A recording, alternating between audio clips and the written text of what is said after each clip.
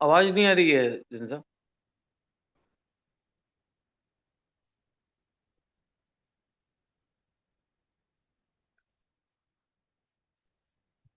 आवाज नहीं है साहब।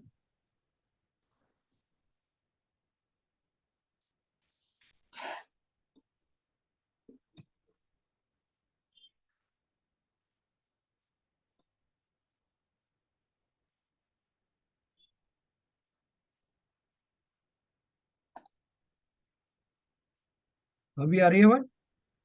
आ रही है। अब आ रही है।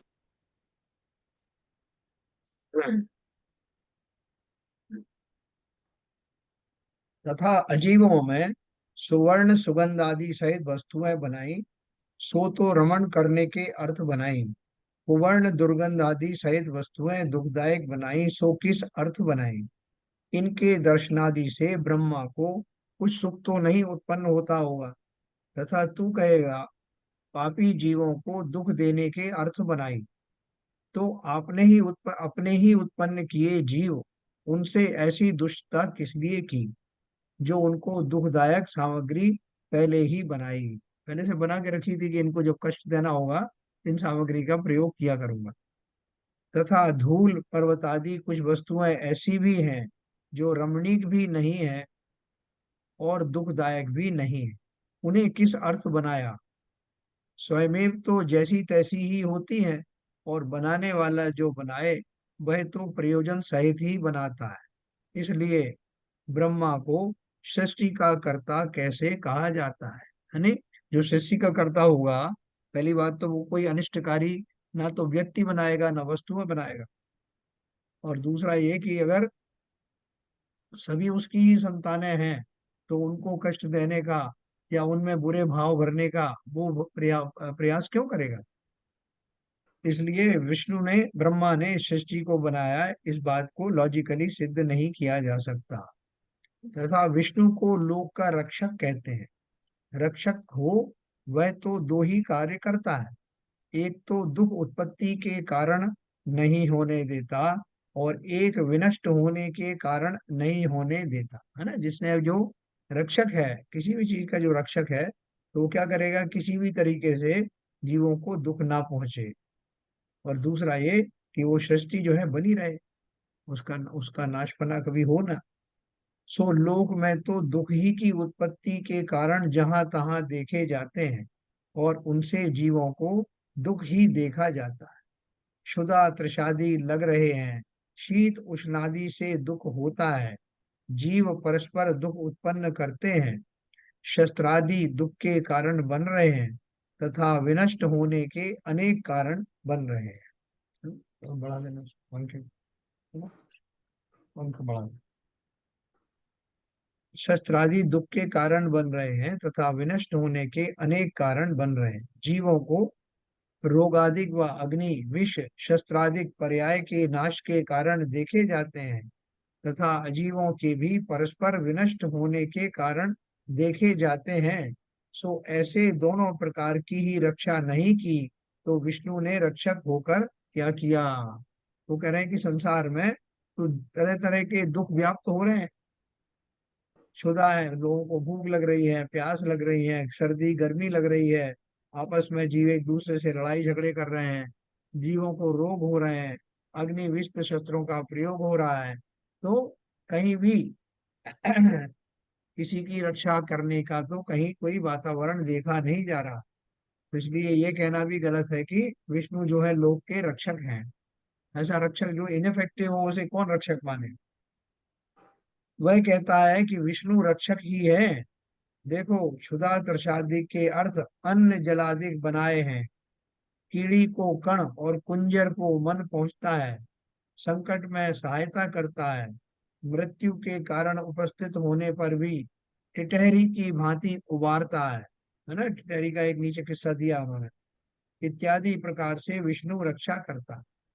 उससे कहते हैं ऐसा है तो जहाँ जीवों को क्षुधा तृषादिक बहुत पीड़ित करते हैं और अन्न जलादिक नहीं मिलते, संकट पड़ने पर सहायता नहीं होती, किंचित कारण पाकर मरण हो जाता है, वहां विष्णु की शक्तिहीन हुई या उसे ज्ञान ही नहीं हुआ। है ना, बहुत सी बार जो कोई घटना हो जाती है किसी प्रांत में, तो लोग उसके जो चीफ मिनिस्टर हैं उसको दोषी ठहराते हैं कि ये आपके राज्य में ऐसा कैसे हो रहा है। तो वो जवाब देता है कि अरे मुझे तो खबर ही नहीं मिली। तो फिर नेक्स्ट क्वेश्चन होता है कि अगर खरी खबर ही नहीं मिली, तो आपका जो इंफॉर्मेशन सिस्टम है, जो तंत्र है, उसकी फेल्यूर है, फिर कैसे मुख्यमंत्री। तो जगत में भी अपन बहुत सारे प्रश्न कर लेते हैं, तो यहाँ भी वही कह रहे हैं कि इस प्रत्यक्ष में कितने जीवों को अन्न जल आदि नहीं मिलता, कितने जीव क्षुधा आदि से पीड़ित होते हैं, और भूख से मरते हुए लोग देखे गए हैं, भूख प्यास आदि और व्याधियों से, रोगों से। तो क्या उनको, विष्णु भगवान को खबर नहीं हुई कि कौन व्यक्ति मर रहा है, किसका अन्न का अभाव चल रहा है। तो विष्णु ने रक्षा उनकी क्यों नहीं की? वो तो ओवरऑल रक्षक हैं और अंतर्यामी हैं, व्याप्त हैं पूरे में, सारी खबर उनको होना ही चाहिए।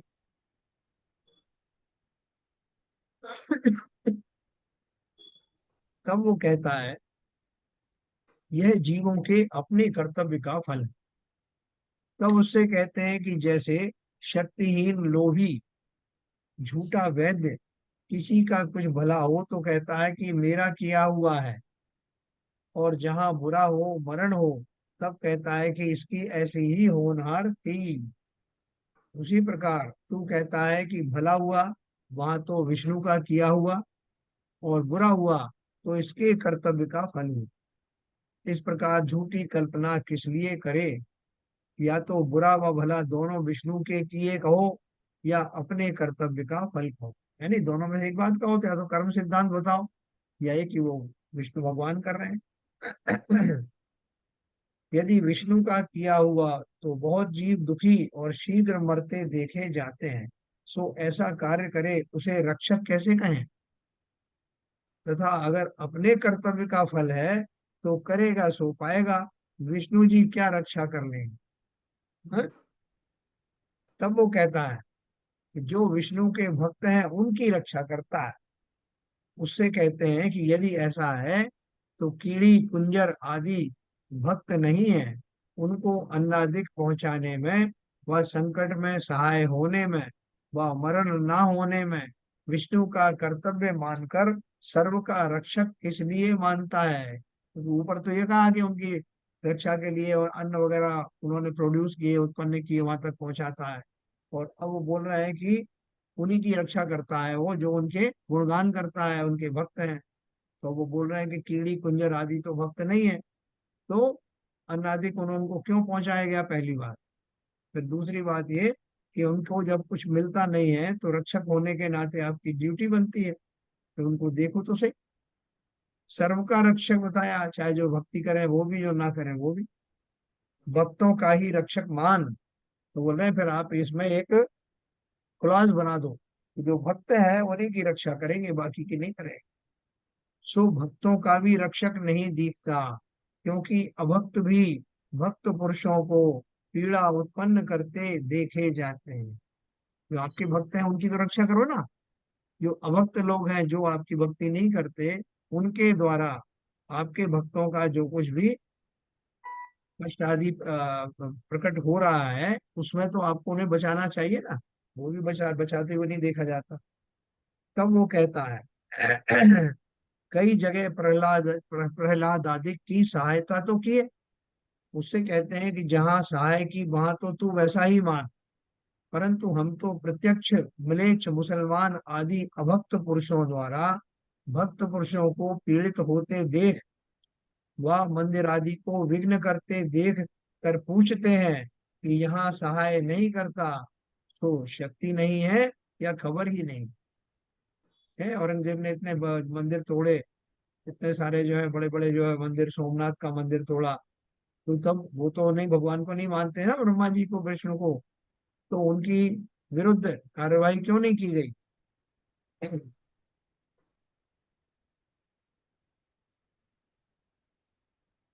और यदि तू कहेगा कि शक्ति भी है और जानता भी है, परंतु इच्छा ऐसी ही हुई, तो फिर भक्त वत्सल किस लिए कहता है? शक्ति भी है और जानता भी है, परंतु इच्छा ऐसी ही हुई, कैसी इच्छा हुई कि इनको कोई सहायता नहीं पहुंचानी, तो इच्छा के अनुसार हुआ, तो फिर भक्त वत्सल कैसे रहे। इस प्रकार विष्णु को लोक का रक्षक मानना भी नहीं बनता। फिर वे कहते हैं महेश संहार करता है ना, महेश है ना, शंकर शंकर भगवान, वो संहार करते हैं सृष्टि का। सो उससे पूछते हैं कि प्रथम तो महेश संहार सदा करता है या महाप्रलय होता है तभी करता है, ये रोज रोज का काम है उनका या एक आध बार का काम। यदि सदा करता है तो जिस प्रकार विष्णु की रक्षा करने से स्तुति की, है ना, विष्णु जी को रक्षा करने के लिए स्तुति की गई, उसी प्रकार उसकी संहार करने से निंदा करो, कि आपने उनकी जो रक्षा करने के लिए एक को अपॉइंट किया था और अब उसकी जो संहार करने वाला खड़ा हो गया, तो उसकी आलोचना करना चाहिए ना, कि हमने तो जो है विष्णु भगवान को अपॉइंट किया था रक्षा के लिए और तुम संहार करने पे आ गए, ये तो बहुत गलत बात है, तो उनकी आलोचना करो।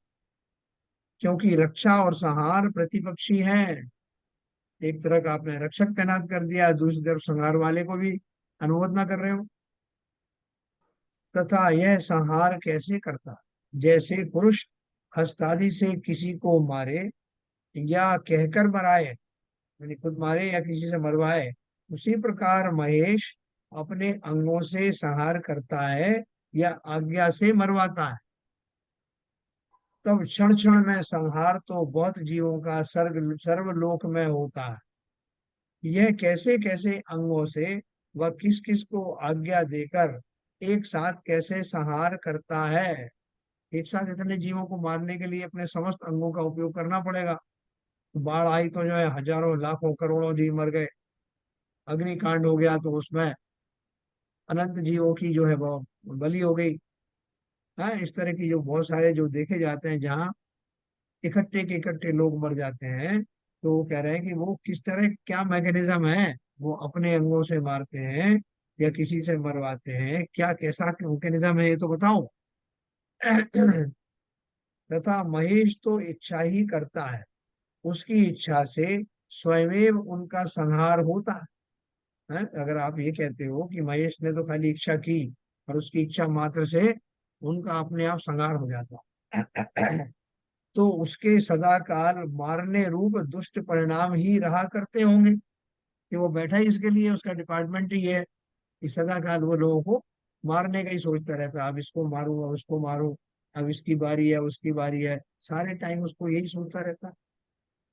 और अनेक जीवों को एक साथ मारने की इच्छा कैसे होती होगी। तथा यदि महाप्रलय होने पर संहार करता है, पहला तो ऑप्शन क्या दिया कि रोज ही उसका काम ही है किसी न किसी को मारने के भाव रखना, तो ये एक तरफ तो ये है, दूसरी प्रकार ये है कि कभी कभी जब महाप्रलय होती तब वो मारने के भाव करता। तथा यदि महाप्रलय होने पर संहार करता है तो परम ब्रह्म की इच्छा होने पर करता है। परम ब्रह्म एक है ना ऊपर हेड, परम ब्रह्म की इच्छा होने पर करता है या उसकी बिना इच्छा ही करता है। यदि इच्छा होने पर करता है तो परम ब्रह्म के ऐसा क्रोध कैसे हुआ कि सर्व का प्रलय करने की इच्छा हुई। उसी ने सृष्टि को बनाया, फिर अचानक से उसको इतना क्रोध कैसे हो गया कि वो उसने महेश जी को ऑर्डर दे दिया कि सबको सबका नाश कर दो। तो अगर प्रलय करने की बात है तो किसकी इच्छा से हो रहा है, क्योंकि किसी कारण बिना नाश करने की इच्छा तो होती नहीं, और नाश करने की जो इच्छा उसी का नाम क्रोध है। सो उसका कारण बतलाओ, कैसे क्रोध कैसे आ गया भाई। तथा तू कहेगा परम ब्रह्म ने यह खेल बनाया था फिर दूर कर दिया, कारण कुछ भी नहीं है। तो खेल बनाने वाले को भी खेल इष्ट लगता है तभी तो बनाता है, अनिष्ट लगता है तब दूर कर देता है। यदि उसे यह लोक इष्ट और अनिष्ट लगता है तो उसे लोक से राग और द्वेष तो हुआ, जो अच्छा लगा तो राग, बुरा लगा तो द्वेष हो गया। ब्रह्म का स्वरूप साक्षी भूत किस लिए कहते हो। अब ये भी कहते हैं कि ब्रह्मा जी का काम तो खाली ये जो परम ब्रह्म है वो तो साक्षी है, खाली ज्ञाता दृष्टा है, उसे किसी से कुछ लेना देना नहीं। तो बोले ब्रह्म का स्वरूप साक्षीभूत किस लिए कहते हो? साक्षीभूत तो उसका नाम है जो स्वयमेव जैसे हो उसी प्रकार देखता जानता रहे। यदि इष्ट अनिष्ट मानकर उत्पन्न करे, नष्ट करे, तो उसे साक्षीभूत कैसे कहें? क्योंकि साक्षीभूत रहना और कर्ता हर्ता होना, ये दोनों तो परस्पर विरोधी हैं। एक को दोनों संभव नहीं। कभी तो साक्षी भाव के धारी बोलते हो, कभी कर्ता धर्ता बोलते हो, कभी बोलते हो उनके मर्जी के बिना बिना कुछ होता नहीं, कभी बोलते हो कि वो खेल खेलते रहते हैं, कभी सृष्टि बना देते हैं, कभी उसको नष्ट कर देते हैं। तो कैसा ईश्वर है कि वो क्या चाहता है? तथा परम ब्रह्म के पहले तो यह इच्छा हुई थी कि मैं एक हूं सो बहुत होऊंगा, तब बहुत हो गया एक से। अब ऐसी इच्छा हुई होगी कि मैं बहुत हूं सो कम होऊंगा। सो जैसे कोई भोलेपन से कार्य करके फिर उस कार्य को दूर करना चाहे, उसी प्रकार परम ब्रह्म ने भी बहुत होकर एक होने की इच्छा की। सो मालूम होता है कि बहुत होने का कार्य किया होगा, सो भोलेपन ही से किया होगा। यानी उन्होंने सो पहले एक थे ना अकेले परम ब्रह्म, पर उन्होंने इतने सारे जीव बना दिए कि मेरी इच्छा है कि मैं एक से अनेक बना दूं। और फिर थोड़े दिन बाद बोले नहीं नहीं ये ज्यादा बन गए, ये बेकार में बना दिए, तो उनको नष्ट करने के लिए महाप्रलय करा दी। तो बोल रहे हैं कि वो क्या क्यों ऐसा कर रहा है? बोले भोलेपन के कारण। तो भोला है, उसको पता ही नहीं। तो बोल रहे हैं उसी प्रकार परम ब्रह्म ने भी बहुत होकर एक होने की इच्छा की कि अब मैं एक हो जाता हूँ। सो मालूम होता है कि बहुत होने का कार्य किया होगा, सो भोलेपन ही से किया होगा। आगामी ज्ञान से किया होता, तो किस लिए उसे दूर करने की इच्छा होती? उसके पास इतना ज्ञान भी नहीं था कि वो आगे चल के आगे की बात सोच सके कि आगे यही चीजें मुझे बुरी लगेंगी तो इनको क्यों बनाऊं। बनाता रहता है, बिगाड़ता रहता है, आगे का ज्ञान है ही नहीं। तथा यदि परम ब्रह्म की इच्छा बिना ही महेश संहार करता है, ये तो तब है जब ये मान लिया जाए कि वो शंकर जी परम ब्रह्म के कहने पे करते हैं, तो ये प्रश्न उठे। और अगर ये मान लिया जाए कि महेश जी ने उनसे कांटेक्ट ही नहीं किया परम ब्रह्म से, अपनी इच्छा से ही कर रहे हैं, तो यह परम ब्रह्म का व ब्रह्म का विरोधी हुआ। कि उनका बॉस तो नहीं चाहता था और इनने अपना इंडिपेंडेंटली निर्णय ले लिया। फिर पूछते हैं यह महेश लोक का संहार कैसे करता है? अपने अंगों ही से संहार करता है कि इच्छा होने पर स्वयं भी संहार होता है? यदि अपने अंगों से संहार करता है, तो सबका एक साथ संहार कैसे करता है? तथा इसकी इच्छा होने से अगर स्वयं संहार होता है, तो इच्छा तो परम ब्रह्म ने की थी, इसने संहार क्यों किया? फिर हम पूछते हैं कि संहार होने पर सर्वलोक में जो जीव अजीब थे, वे कहाँ चले गए? तब वो कहता है कि जीवों में जो भक्त थे, वे तो ब्रह्म में मिल गए और अन्य माया में मिल गए। ये जो पंडित जी बता रहे हैं, इन्होंने उनके ये पूरे शास्त्रों को खंगाला है। जहाँ ऐसे ये सब चीजें लिखी हुई है, वो अपनी कल्पना से नहीं कर रहे हैं। ये उन्होंने जो इस थ्योरी को बनाया है, उस थ्योरी से जो उठ रहे हैं प्रश्न, उन्हीं को पंडित जी ने उठाया। अब इससे पूछते हैं कि माया ब्रह्म से अलग रहती है कि बाद में एक हो जाती है ना? न बोला कि जो जो भक्त लोग हैं वो तो ब्रह्म में मिल गए और जो भक्त नहीं थे वो माया में मिल गए। तो इसका मतलब ब्रह्म और माया दो अलग अलग वस्तुएं थी। तो वो कह रहे हैं कि अब इससे पूछते हैं कि माया ब्रह्म से अलग रहती है कि बाद में एक हो जाती है? यदि अलग रहती है, तो ब्रह्मवत माया भी नित्य हुई, है ना? जैसे ब्रह्म जी नित्य है, वैसे माया भी नित्य हुई। तब अद्वैत ब्रह्म नहीं रहा, यानी ब्रह्मा फिर एक नहीं रहा, दो दो हो गए। एक तो ब्रह्मा और एक माया। और माया ब्रह्म में एक हो जाती है, तो जो जीव माया में मिले थे, जो भक्त नहीं थे वो माया में मिल गए थे, वे भी माया के साथ ब्रह्म में मिल गए, क्योंकि माया ब्रह्म में मिल गई। तो जो अभक्त थे वो माया में थे, वो भी इसमें जाके मिल गए। तो महाप्रलय होने पर सर्व का परम ब्रह्म में मिलना ठहरा ही, है ना? अगर महाप्रलय हुई तो सारे परम ब्रह्म में मिल गए, तब मोक्ष का उपाय किस लिए करे? अब सारे जीवों को पता है कि हम जो भी हैं, जैसे भी हम कर रहे हैं आचरण, अच्छे या बुरे कुछ भी कर रहे हैं, हमें चिंता करने की जरूरत नहीं। या तो हमको वैसे ही जो हमारे भगवान है उस कष्ट होने नहीं देंगे, जो हो रहे हैं वो शायद हमारी कल्पना है। हम कहाँ दुखी हैं, भूखे बेवू मर रहे हैं, हमें रोग आदि हो रहे हैं, लेकिन हम दुखी थोड़ी हैं, क्योंकि ब्रह्मा जी हमारे रक्षक। या तो वो ऐसी खोटी कल्पनाएं करें, या ये मान के सुखी हो रहे हैं कि प्रलय होगी, महाप्रलय होगी और हम सब परम ब्रह्म में समा जाएंगे। इसलिए चिंता क्यों करना, काय का मोक्ष और काय के स्वर्ग है। तो बोल रहे हैं महाप्रलय होने पर सर्व का परम ब्रह्म में मिलना ठहरा ही, तब मोक्ष का उपाय किस लिए करें। तथा जो जीव माया में मिले, वे पुनः लोक रचना होने पर वे ही जीव लोक में आएंगे, कि वे जो ब्रह्म में मिल गए थे इसलिए नए उत्पन्न होंगे। हैं? यदि वे ही आएंगे तो मालूम होता है कि अलग अलग रहते हैं, मिले हुए क्यों कहते हो। ये तो परम ब्रह्म में दोनों को मिला दिया था ना। अब सृष्टि की दोबारा रचना करोगे तो कौन से जीव आएंगे। तो बोले अगर तुम बोलते हो वो भक्त वाले लोग आएंगे, तो वो भक्त वाले और जो दूसरे वाले वो तो एक ही जगह तो थे, उनमें से अलग अलग कैसे हो गए। और नए उत्पन्न होंगे तो जीव का अस्तित्व थोड़े काल पर्यंत ही रहता है, फिर किस लिए मुक्त होने का उपाय करें।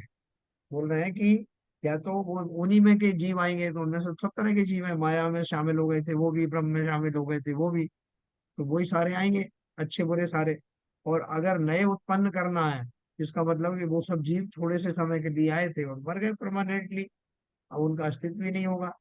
तो जैसे जैसे इस्लाम वाले मानते हैं कि हमारा ये वर्तमान जो पर्याय है यही सब कुछ है, इसके अलावा कुछ नहीं है। शायद क्रिश्चियंस भी ऐसे ही मानते हैं कि एक बार ही जीवन मिलता है, उसके बाद वो समाप्त हो जाता है, उसके बाद नया जन्म तो होता नहीं।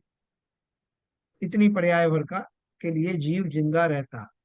तो वो यही कह रहे हैं कि अगर अपन ऐसा मानते हैं कि वो अब नए जीव आएंगे, हर एक सृष्टि के सृजन के समय नए जीव आएंगे, तो उसका अर्थ क्या हुआ, पुराने जीवों का इतना ही समय था और उतने समय के बाद उनका अस्तित्व ही समाप्त हो गया।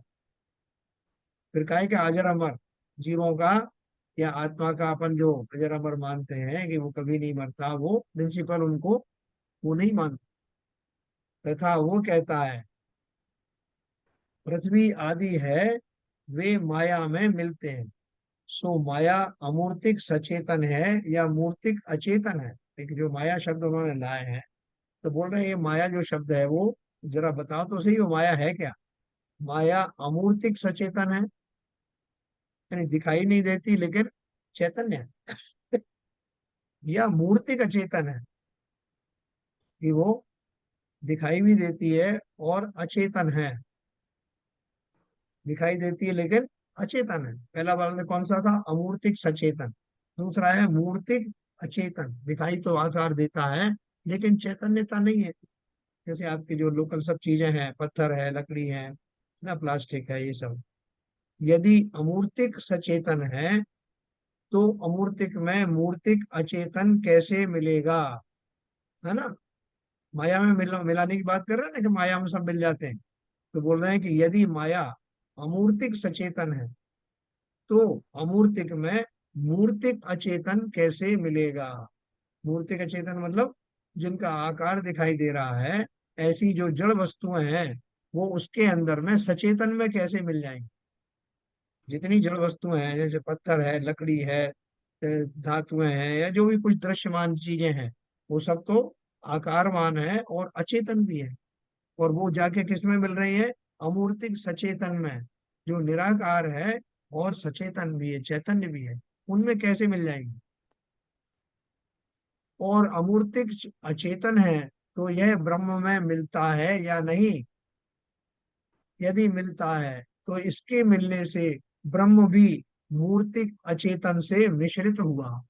माया भी उसके अंदर मिली हुई है, और मूर्ति वो क्या, माया का स्वरूप क्या है, अचेतन है।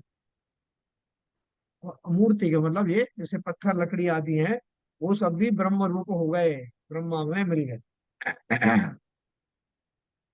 और नहीं मिलता है तो अद्वैतता नहीं रही। बोले अगर वो उसमें मिक्स नहीं हुआ, अलग अलग ही रहे, तो माया के अंदर में जो जो चीजें पड़ी थी वो अलग रही, और ब्रह्म ब्रह्म स्वरूप भी अलग रहा, तो फिर दोनों चीजें जो है वो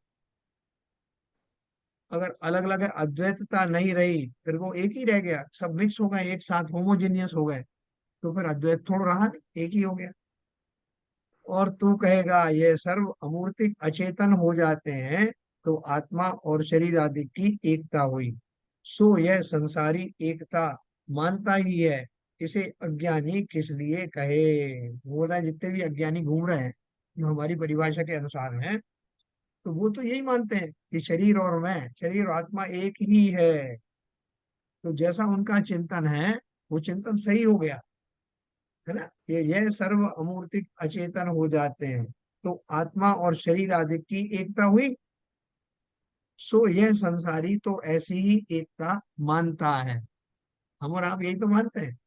तो आपके धर्म में यही बताया गया, मतलब हम और आप किस लिए मानते हैं, हमारे फिलॉसफी में ऐसा नहीं बताया, बल्कि इसलिए कि हम अभी भी मिथ्यात्व भाव में रह रहे हैं, इसलिए हम आपकी थ्योरी के अनुसार ही हमारी मान्यता बनी हुई है। थ्योरी में ऐसा नहीं है। फिर पूछते हैं कि लोक का प्रलय होने पर महेश का प्रलय होता है या नहीं होता। तो शंकर जी ने जो प्रलय कराई, उसमें शंकर जी खुद बच जाते हैं कि वो भी स्वाहा हो जाते हैं। यदि होता है, उनका भी नाश होता है, तो एक साथ होता है या आगे पीछे होता है। यदि एक साथ होता है तो आप नष्ट होता हुआ लोक को नष्ट कैसे करेगा, दोनों एक साथ खत्म हो गए। यदि एक साथ होता है तो आप नष्ट होता हुआ लोक को नष्ट कैसे करेगा, और आगे पीछे होता है तो महेश लोक को नष्ट करके आप कहाँ रहा। तब लोक को नष्ट करना है, मैं सुरक्षित जगह पे चला जाऊं जहां मैं स्वयं नष्ट ना हूं, वो जगह बताओ। आप भी तो सृष्टि में ही था, आपकी पूरी सृष्टि के अलावा तो और कोई स्थान था ही नहीं, तो उसी स्थान में रहोगे और सृष्टि नष्ट होगी तो संहारक यानी शंकर जी भी तो चले जाएंगे। इस प्रकार महेश को सृष्टि का संहार करता मानते हैं, सो असंभव है। इस प्रकार से वह अन्य अनेक प्रकार से ब्रह्मा विष्णु महेश को सृष्टि का उत्पन्न करने वाला, रक्षा करने वाला, संहार करने वाला मानना नहीं बनता, इसलिए लोक को अनादि निधन मानना है। पंडित जी ने इस सब तरह से सिद्ध कर दिया कि आपकी जो थ्योरी है वो गलत है। बहुत सारी धारणाओं विरोधी, प्रतिपक्षी विरोधी धारणाओं से भरी हुई है, कभी कुछ कह रहे हो कभी कुछ कह रहे हो, तो सारी बातें मिथ्या सिद्ध हुई। इसलिए ये संपूर्ण थ्योरी ही सही नहीं। फिर उन्होंने अपनी तरफ से अपने यहाँ जो बताया उसको पॉजिटिव रूप में बोला कि लोक के अनादि निधन पने की पुष्टि है। हम आपको बताते हैं कि लोक जो है अनादि निधन है। कैसे है? इस लोक में जो जीवादि पदार्थ हैं वे न्यारे न्यारे अनादि निधन है, यानी सारे पदार्थ तो हैं, सब अलग अलग हैं, छह द्रव्यों में समाहित हैं। छह द्रव्य भी, छह द्रव्य तो अलग अलग जाति अपेक्षा से हैं ही, उनके अलावा बाकी के एक जीव द्रव्य को अगर अपन लें तो जीव द्रव्य में भी सब अलग अलग है। अजीव द्रव्य में लें तो उनमें भी सब अलग अलग है। न्यारे न्यारे हैं और अनादि निधन, तथा उनकी अवस्था का परिवर्तन होता रहता है। उस अपेक्षा से उत्पन्न और विनष्ट होते कहे जाते हैं। अपन कहते हैं साहब वो नष्ट हो गया, आपने साहब ये सब चीजें नष्ट कर दी। तो नष्ट यहाँ क्या होता है? खाली उनकी पर्यायें बदलती हैं, नष्ट तो कुछ भी होता ही नहीं। तथा जो स्वर्ग नरक द्वीपादिक हैं वे अनादि से इसी प्रकार ही हैं और सदा काल इसी प्रकार रहेंगे।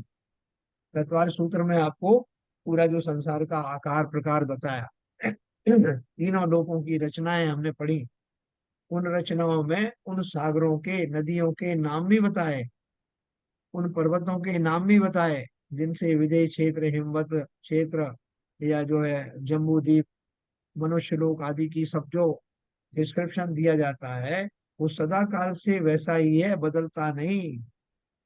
उनमें जो उल्लिखित नाम है, वो जो जो उनकी जहाँ लोकेशन है, वो वहाँ की वहीं रहती। अनादि से इसी प्रकार हैं और सदा काल इसी प्रकार से रहेंगे। कदाचित तू कहेगा, मतलब अब वो क्या कह रहे हैं कि तुम हमारी थ्योरी में अगर कुछ कमी निकालो तो उसका मैं आपको आंसर दे। कदाचित तू कहेगा, बिना बनाए ऐसे आकार आदि कैसे हुए। समुद्र हैं, कहीं नदियां हैं, कहीं कुछ है, कहीं वापियां हैं, कहीं अकृत्रिम चैत्यालय हैं, और नरकों की स्थापना है, स्वर्गों के देव हैं, स्वर्गों के विमान हैं। तो इन सबको किसने बनाया, बिना बनाए कैसे बन गए, ये अगर आप पूछते हो। बिना बनाए ऐसे आकार आदि कैसे हुए, सो हुए होंगे तो बनाने पर ही हुए होंगे। ऐसा नहीं है, क्योंकि अनादि से ही जो पाए जाते हैं, वहां तर्क कैसा। हम तो इसको बनाने की कोई कह ही नहीं रहे। अगर हम ये बोले कि आज से 50 साल पहले ये बना, या 1 लाख साल पहले बना, उसके पहले कुछ वो दूसरा चीज थी, वो हमारा क्वेश्चन होता कि उसके पहले क्या था। हम तो बात ये कर रहे हैं कि अनादिकाल से, मतलब शुरू से ही, जब से सृष्टि है तब से ही यही अरेंजमेंट है। जिस प्रकार तू परम ब्रह्म का स्वरूप अनादि निधन मानता है, उसी प्रकार उन जीवादिक व स्वर्गादिक को अनादि निधन मानते हैं। तू कहेगा, जीवादिक व स्वर्गादिक कैसे हुए, जीवों को किसने बनाया और स्वर्ग वगैरह किसने बनाया। हम कहेंगे कि परम ब्रह्म कैसे हुआ। तू कहेगा, इनकी रचना ऐसी किसने की। हम कहेंगे परम ब्रह्म को ऐसा किसने बनाया। तू कहेगा परम ब्रह्म स्वयं सिद्ध है। हम कहेंगे कि जीवादिक व स्वर्गादिक भी स्वयं सिद्ध है। तू कहेगा, इनकी और परम ब्रह्म की समानता कैसे संभव है। तो संभावना में दूषण बतलाओ, ऐसी संभावना क्यों नहीं हो सकती। लोक को नवीन उत्पन्न करना, उसका नाश करना, उसमें तो हमने अनेक दोष दिखा दिए। लोक का अनादि निधन मानने से क्या दोष है, सो तू बतला। हाँ? यदि तू परम ब्रह्म मानता है, सो अलग कोई है ही नहीं। इस संसार में जीव हैं, वे ही यथार्थ ज्ञान से मोक्ष मार्ग साधने से सर्वज्ञ वीतराग होते हैं। बोलते हैं परम ब्रह्म कोई अलग से कोई व्यक्ति नहीं। हमारी थ्योरी में तो क्या है कि संसार में ही रहने वाले जो जीव हैं, वे जब यथार्थ ज्ञान का आचरण करते हैं, मोक्ष मार्ग को साधते हैं, तो वे ही सर्वज्ञ बन जाते हैं, वीतरागी हो जाते हैं। यहाँ प्रश्न है कि तुम तो न्यारे न्यारे जीव अनादि निधन कहते हो, मुक्त होने के पश्चात तो निराकार होते हैं, वहां न्यारे न्यारे कैसे संभव है? हमसे क्वेश्चन करते हैं वो कि तुम तो न्यारे न्यारे जीवों को अनादि निधन कहते हो। जितने भी जीव हैं सब, पशु पक्षियों में रहने वाली आत्माएं, मनुष्यों में रहने वाले, देवों में रहने वाले, वो सारे अलग अलग रहते हैं और फिर भी अनादि निधन है, और मुक्त होने के पश्चात निराकार हो जाते हैं। तो वहां न्यारे न्यारे कैसे संभव। उन्होंने प्रश्न क्या किया कि अभी आप अलग अलग बोल रहे हो, लेकिन मुक्त होने के बाद सब एक जगह पहुंच जाते हैं, तो वहां न्यारे न्यारे फिर कैसे कैसे रहेंगे। समाधान दिया, मुक्त होने के पश्चात सर्वज्ञ को दिखते हैं या नहीं दिखते। जो भी मुक्त हुए हैं वो सब सर्वज्ञ हैं, और यहाँ तक कि जो अभी अरहंत के रूप में है, वो भी सर्वज्ञ तो बन गए, तो उनको वो दिखाई देते कि नहीं अलग अलग।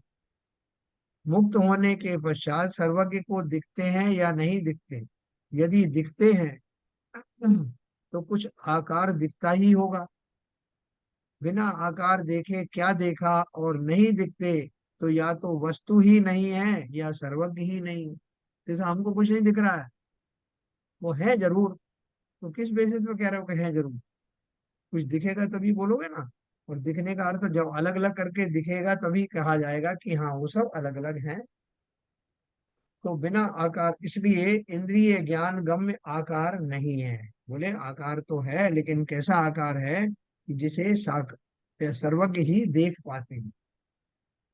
अर्थात जो इंद्रिय आदि के माध्यम से देखना चाहें उन्हें वो दिखाई नहीं देते मुक्त जीव आदि, उस अपेक्षा से निराकार हैं और सर्वज्ञ के ज्ञान गम्य है, इसलिए आकारवान है। जब आकारवान ठहरे तब अलग अलग हो तो क्या दोष लगेगा कि जिस समय आकारवान थे तो अलग अलग हो।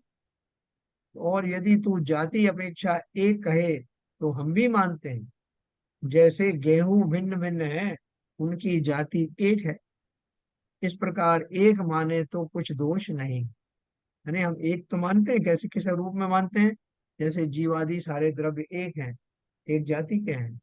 वनस्पति है, जैसे 10 लाख प्रकार की वनस्पति है, तो नाम तो वनस्पति का दिया कैटेगरी के उसमें आधार पे, या इतने इतने 14 लाख किस्म के जो है दूसरे जीव हैं, ऐसे उनमें कैटेगरीज तो बनाई हैं, उन कैटेगरी के अंदर में वो एक है जाति अपेक्षा से।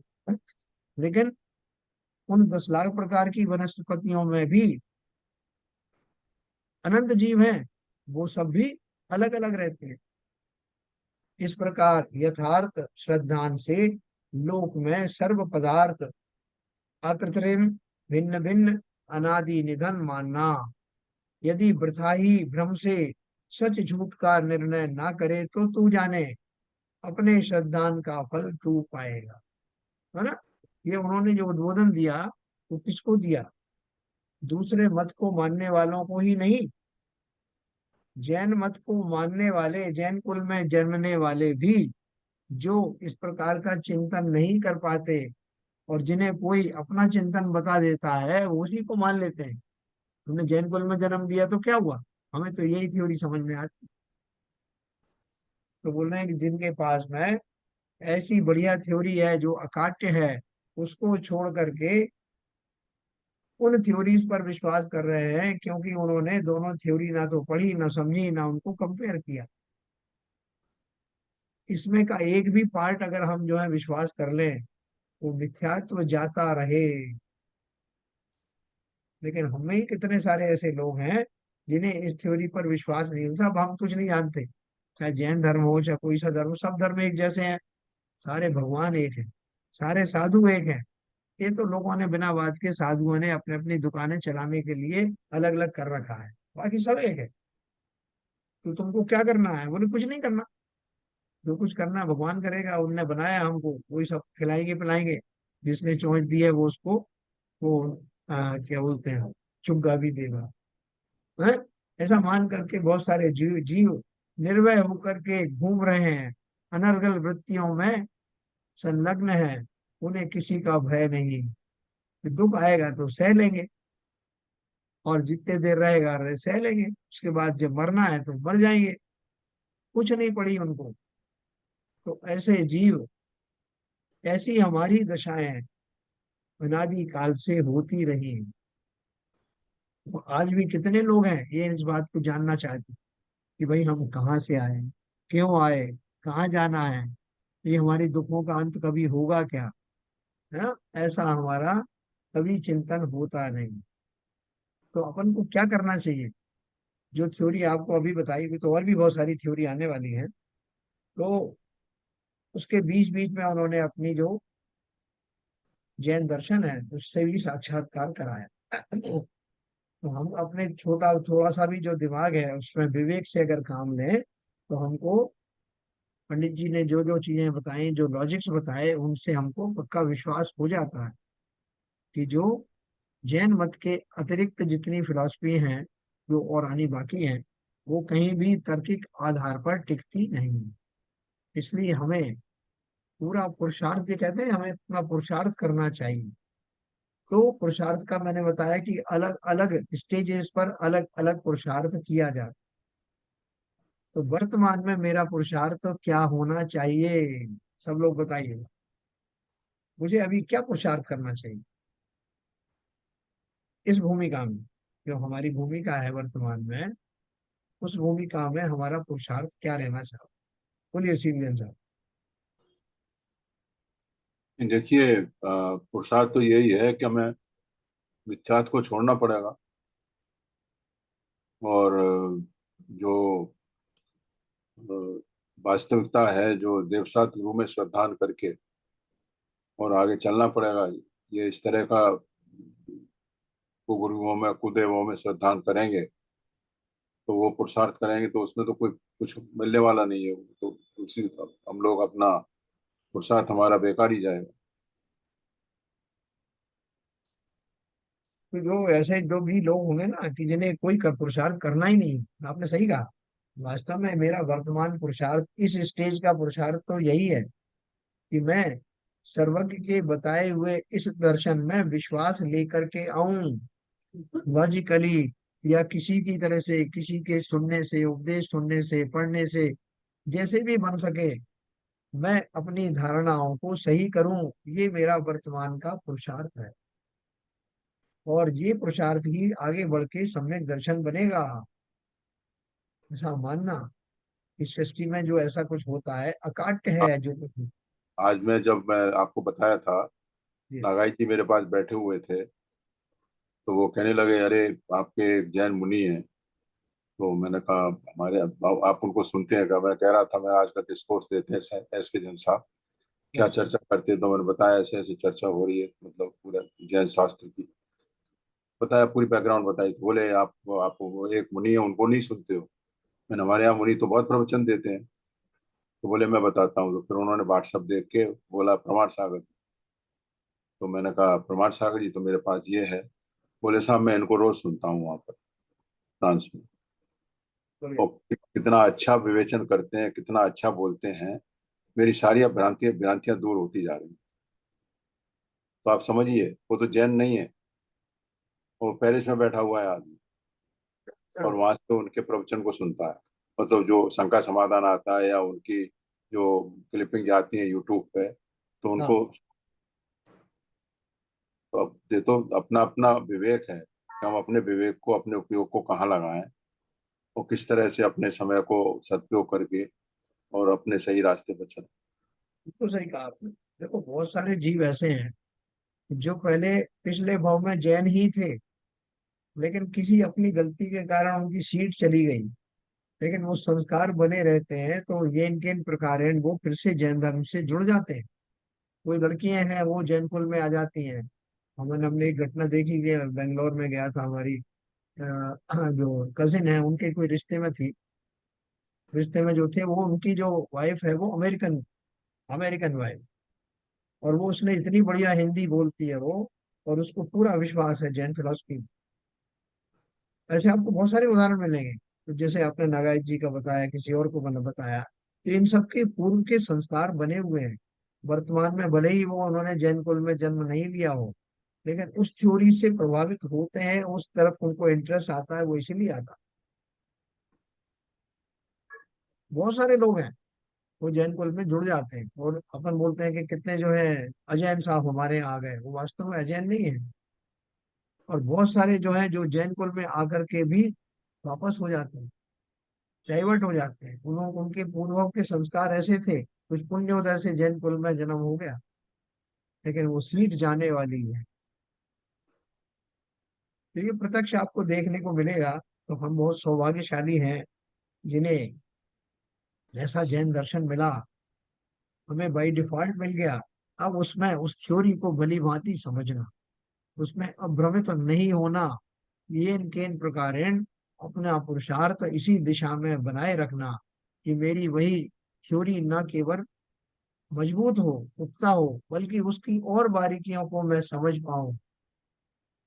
ऐसा करते करते अवश्य ही हम उस लेवल तक आएंगे जिसमें मेरे आचरण को सम्यक आचरण भी कहा जाने लगे। तो चलिए, आज अपन यही समाप्त करेंगे। आज वो नहीं आए शायद, ठीक है जन साहब। कौन करेगा भाई आज वाणी स्तुति?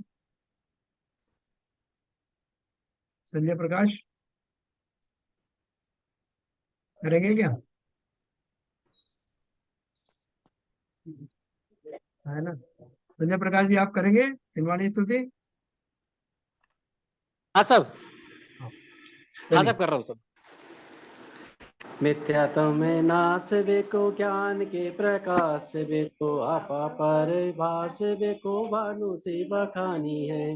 छऊ द्रव्य जानवे को बंद विधि भानवे को सपर पहचानवे को परम प्रमाणी है। अनुभव ताय वे को जीवे जताए वे को कहूँ न सताए वे को भवे उरयानी है।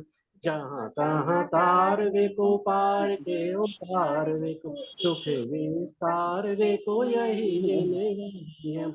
ये जिनवानी धरती सोए जपो दिन रैन जो तेरी शरणा गए तो पावे सुख चैन। जावाणी के ज्ञान से सूझे लोकालोक सोवाणी मस्तक धरुम सदा देते हो सदा देते हो। जिनवाड़ी माता की जय।